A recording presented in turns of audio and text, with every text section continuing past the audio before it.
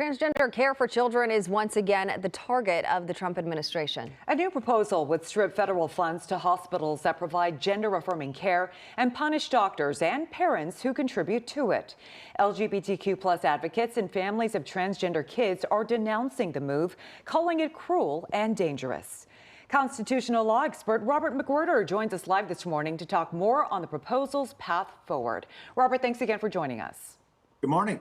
We would like to start off by asking, the administration is hitting hospitals where it hurts to get this done. Of course, we are talking about hitting the wallet. Is this within the bounds of the government, and what kind of legal challenges can we expect? Well, I don't really think it is. And again, as you know me, I always begin with the owner's manual, which is the Constitution of the United States.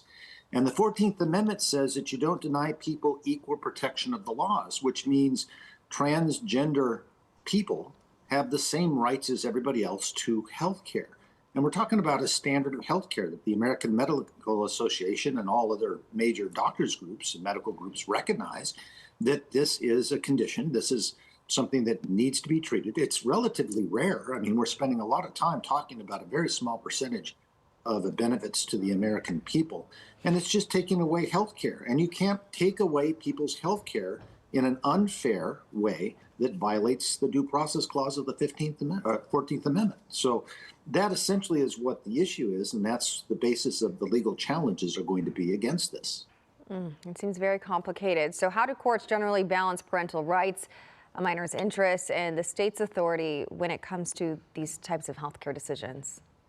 Well, you know, usually when you talk about parental rights, you're talking about the right of the parent to prevent something from happening. For instance, in vaccines, we require vaccines to be had by all children because we want people to be immunized across the board, right? This is a case where we're violating parental rights. Most of the parents want their children, when we're talking about children, we're not just talking about children here. This is all transgender people or binary people. We're actually violating the parents' rights who are seeking help for their children who have a medical condition.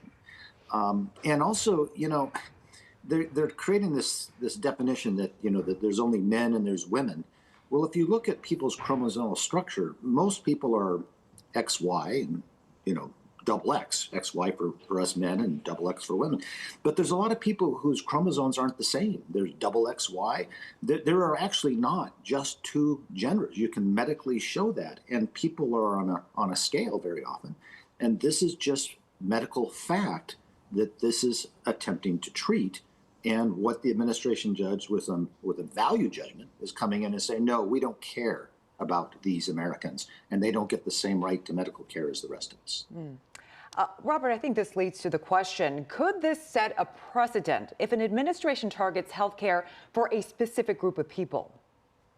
Oh, it most certainly could. And if you want to look for a prior bad precedent, I mean, let's just look at this in country as short as, let's say, 20, 30, or even 40 years ago. People define being gay as a medical condition that should not receive treatment or should receive some kind of strange treatment to try to prevent people from being what they are. And this is the same thing. You know, this is trying to make like the old value judgment that, oh, people shouldn't be gay and we're not going to recognize it and we're going to oppress people because of that. Well, this is the same thing, and the precedent was bad, and this can set a precedent for the future of just denying medical care because somebody just doesn't believe it's appropriate medical care, despite what the doctors and the medical associations and what patients need. All right, a lot to play out on this. Robert McWhirter, thank you so much for joining us and your insight on all of this. My pleasure.